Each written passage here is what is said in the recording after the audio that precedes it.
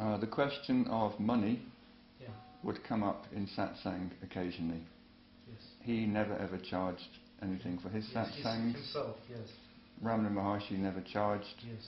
And he always made a point of saying in satsang that if you start charging, immediately the whole satsang becomes corrupt. Mm-hmm. He said, as soon as money enters, then your satsang becomes adjusted to the factors of money. It's not pure anymore.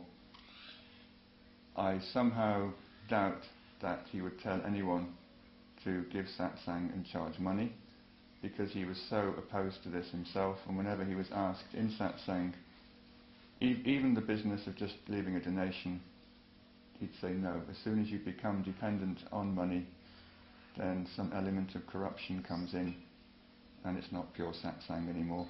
His own approach to his satsangs was that anyone could invite him to their country, their town. They would have to pay for his ticket, they would have to accommodate him while he was there. If any room or hall had to be rented, the person who did the inviting would have to pay those expenses. He would go there, he would sit, and no one would be asked to give money or to give a donation while he was there. Those were his conditions. I will come to your town, your country, I will give satsang, but if you want this to happen, you must pay all the expenses, and no one must ever be asked to pay to come and see me. However, he did draw a distinction between personal satsang, in which he would sit, or anybody would sit and give the teachings, and selling books of the teachings. I know this because when The Truth Is came out, Prashanti, who did the editing, I think he wanted it to be sold at cost price, or maybe even subsidised. And what was the other man involved?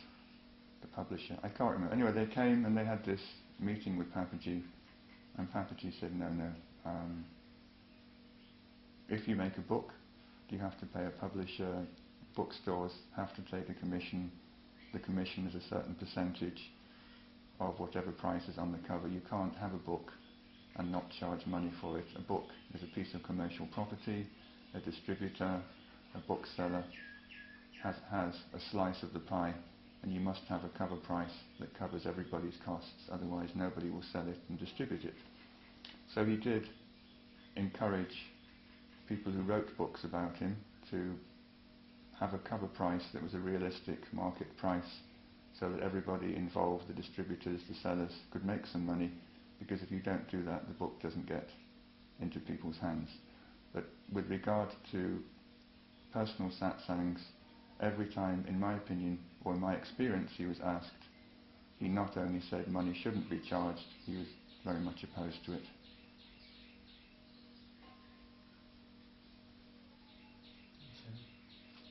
I can't say he did or didn't say this to this person charge. All I know is that I sat there for 4 years, that this question came up fairly regularly, and on each occasion he always made a disparaging comment about people who charged money. The only, there's one, it's not really an exception, it's a slightly different case. We sat through 2 horrific Lucknow summers with him. It gets up to 45 degrees without air conditioning. We just had fans. You put 100 people in a room. We were all, in those days, the building was always too small for the number of people who wanted to see him. So imagine when it's 45 degrees outside and there's 100 people squashed shoulder to shoulder inside, it's going to get quite hot. Plus you might get a power break in the middle, definitely uncomfortable. So the manager of satsang, Bhavan, stood up after satsang one day and said, we have a proposal to install air conditioning for this summer. We're not demanding payment. Anyone who would like to make a donation to cover the cost of the air conditioning, give the money, and if we get enough money, we'll all have air conditioning and we won't sweat so much this summer. So the next day somebody wrote a letter saying, on several occasions we've heard you say, don't don't go to satsangs where they ask for money. Yesterday your manager stood up and said, we'd like to have air conditioning by donation. What do you think about this? So Papaji said, it's the same as travelling on the train. He said, you can travel uncomfortably or you can travel in comfort. He said, and it's entirely up to you. If you want to go first class AC, then you pay a lot more money than going sleeper class, and that's your choice. He said, I'm going to come here every day and sit here, whether there's air conditioning or not. I'm not asking for air conditioning. If you want to be comfortable, then you can all get together, buy yourself an air conditioning unit, sit there in comfort for the summer, but don't tell people that I'm going to sit here and sweat all summer if there's no air conditioning, and if there is, we'll all be comfortable together, but that's your choice. If you want it, you pay for it. I'm not asking for it.